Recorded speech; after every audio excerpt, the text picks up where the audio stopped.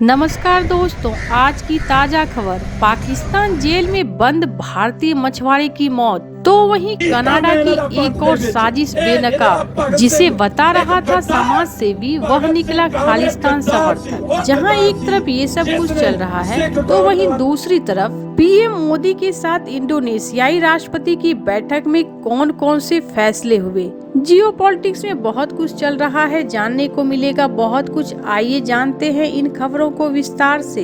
Indonesia के राष्ट्रपति Prabowo Subianto Bharat के 76वें गणतंत्र दिवस समारोह के मुख्य अतिथि हैं।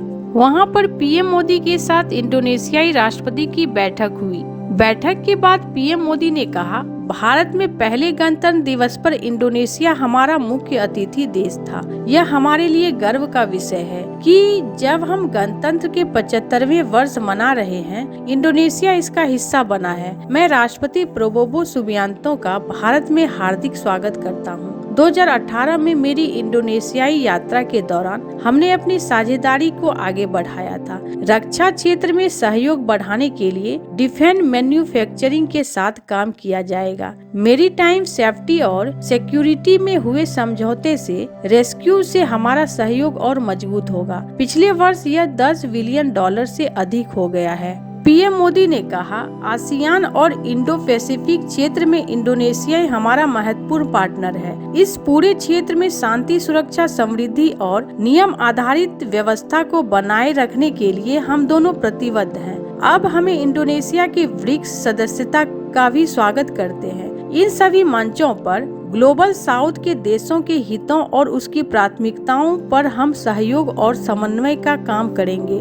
भारत और इंडोनेशिया के संबंध हजारों वर्ष पुराने हैं। रामायण और महाभारत से प्रेरित गाथाएं और वाली यात्रा हमारे लोगों के बीच अनवरत सांस्कृतिक और ऐतिहासिक संबंधों के जीते जागते प्रमाण हैं। इंडोनेशिया के राष्ट्रपति प्रबोवो सुबियांतो ने कहा, मैं भारत की अपनी पहली राजकीय यात्रा में मुझे दिए गए सम्मान के लिए अपनी सर्वोच्च कृतज्ञता दोहराना चाहता हूँ। आज राष्ट्रपति ने मेरा बहुत सम्मान के साथ स्वागत किया। प्रधानमंत्री मोदी, उनकी सरकार मेरी और मेरी सरकार के बीच बहुत गहन और बेहद स्पष्ट चर्चा हुई। हमने साझा हित के कई प्रमुख क्षेत्रों पर चर्चा की। हम आर्थिक क्षेत्रों में सहयोग के स्तर को बढ़ाना चाहते हैं। मैंने अपने टीम को विनियमन और तेज करने, नौकरशाही को कम करने और भारत इंडोनेशिया को साझा द्विपक्षीय हितों को सबसे आगे रखने के निर्देश दिए हैं। तो वहीं कनाडा की मीडिया और वहां के सियासी गुट पिछले कुछ देशों से लगातार गुरचरण सिंह वनवेद नाम के एक कनाडाई नागरिक का महिमा मंडन कर रहे हैं। गुरचरण को समाज सेवी बताया जा रहा है और उनकी तारीफों के पुल बांधे जा रहे हैं। एक न्यूज में जब इसकी जांच पड़ताल की गई, तो इस शख्स का रिकॉर्ड खंगाला तो सामने आया कि यह समाज सेवा की आड़ में एक खालिस्तान समर्थक है। मामला कुछ ऐसा है कि 20 जनवरी को कनाडा के सरकारी समाचार चैनल की खबर में बताया गया है कि भारत पहुंचे कनाडा के नागरिक गुरचरण सिंह वनवैद को 36 घंटे तक एयरफोर्स का हिरासत में रखा गया और उसके बाद वापस कनाडा भेज दिया गया। अपनी इस खबर में कनाडा की इस सरकारी चैनल ने यह भी दावा किया था कि गुरचरण सिंह वनवैद एक समाज सेवी है और उसे हिरासत में रखना भारत की कनाडाई सिखों को ब्लैकलिस्ट करने की नीति का हिस्सा है। इसके बाद लगातार वहां के सियासी गुटों ने भी भारत पर निशाना साधना शुरू कर दिया था। एक रिपोर्ट में यह भी खुलासा हुआ है कि गुरचरण सिंह न केवल खालिस्तानी समर्थक है बल्कि आतंकवादी भी है। उस पर एयर इंडिया के विमान को बम से उड़ाने की कोशिश करने तक के आरोप लग चुके हैं। अमेरिका खबर न्यूयॉर्क टाइम की 31 मई 1986 की एक रिपोर्ट में एसोसिएट प्रेस के हवाले से बताया गया था कि कनाडा की सुरक्षा एजेंसियों ने एयर इंडिया के विमान को न्यूयॉर्क के बम से उड़ाने की कोशिश के आरोप में 5 लोगों को गिरफ्तार किया है। इसमें तब 38 वर्ष के गुरचरण सिंह वनवैद का नाम भी शामिल था। एक रिपोर्ट में यह भी खुलासा हुआ है कि इन 5 अभियुक्त का संबंध खालिस्तानी आतंकवादी संगठन बब्बर खालसा से हो सकता है। गुरचरण सिंह वनवैद समेत इन 5 अभियुक्तों पर कनाडा की अदालत में केस भी चलाया गया, लेकिन सबूतों के अभाव में इन्हें छोड़ना पड़ा। एयर इंडिया को बम से उड़ाने की कोशिश के नाम सामने आने के बाद कई वर्षों तक गुरुचरण सिंह बनवैद अंडरग्राउंड रहा और भारत नहीं आया। लेकिन साल 2010 के बाद जब उसे लगा कि भारत की जांच एजेंसियों की उस पर से नजर हट गई है, तो वह एनजीओ बनाकर भारत आने जाने लगा। गुरुचरण सिंह बनवैद के खालिस्तानी समर्थक होने के साथ साथ भारत में भी खालिस्तान का प्रचार करने के सबूत मिले हैं। 4 जनवरी 2017 को सिख गुरु गोविंद सिंह के 350वें प्रकाशोत्सव के अवसर पर गुरुचरण सिंह बनवैद बिहार की राजधानी पटना आया था। यहाँ उसने फेसबुक लाइव किया था और उसका टाइटल रखा था बिहार बन गया खालिस्तान। यह वीडियो आज भी गुरुचरण सिंह बनवैद के फेसबुक अकाउंट पर मौजूद है। साल 2016 में भी गुरुचरण सिंह बनवैद ने अपने फेसबुक अकाउंट में खालिस्तानी रेफरेंडम पर पोस्ट शेयर करते हुए लिखा था खालिस्तानी जिंदाबाद। हालांकि बाद में उसने इस पोस्ट को डिलीट कर दिया था।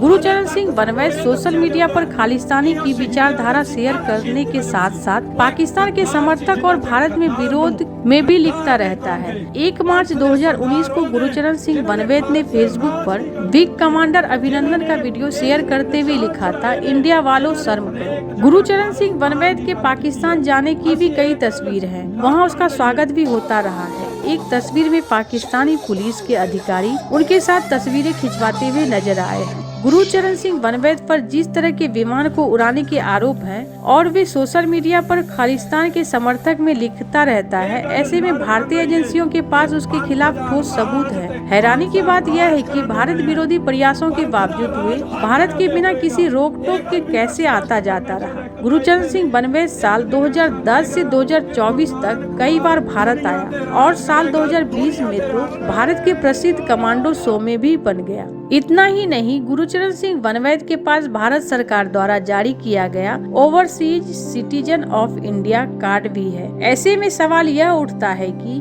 वह इतने सालों तक भारतीय खुफिया एजेंसियों की नजर गुरुचरण सिंह बनवैद पर कैसे नहीं पड़ी। जहां एक तरफ ये सब कुछ चल रहा है तो वहीं दूसरी तरफ पाकिस्तान के कराची जेल में एक भारतीय मछुआरे की मौत हो गई। इस मछुआरे का नाम बाबू बताया जा रहा है, जिसे 2022 में पाकिस्तान के अधिकारियों ने गिरफ्तार किया था। जानकारी के अनुसार बाबू अपनी सजा पूरी कर चुके थे और अब उनकी रिहाई का इंतजार किया जा रहा था। हालांकि इससे पहले ही उसका निधन हो गया। बाबू के अलावा पाकिस्तान की जेलों में 180 अन्य भारतीय मछुआरों भी रिहा का इंतजार कर रहे हैं। इस मछुआरों को पाकिस्तान की जेलों में बंद किया गया है और अब तक इसकी रिहाई के लिए कोई ठोस कदम नहीं उठाया गया है। एक रिपोर्ट के मुताबिक भारत सरकार ने बार बार पाकिस्तान से अपील की है कि भारतीय मछुआरों को जल्द से जल्द रिहा किया जाए, लेकिन अब तक इस मामले में कोई खास कार्रवाई नहीं हुई। इस संबंध में विदेश मंत्रालय ने हाल ही में जानकारी दी थी कि पाकिस्तान में कुल 209 भारतीय मछुआरे बंदी बनाए गए हैं। इनमें से 51 मछुआरे 2021 से,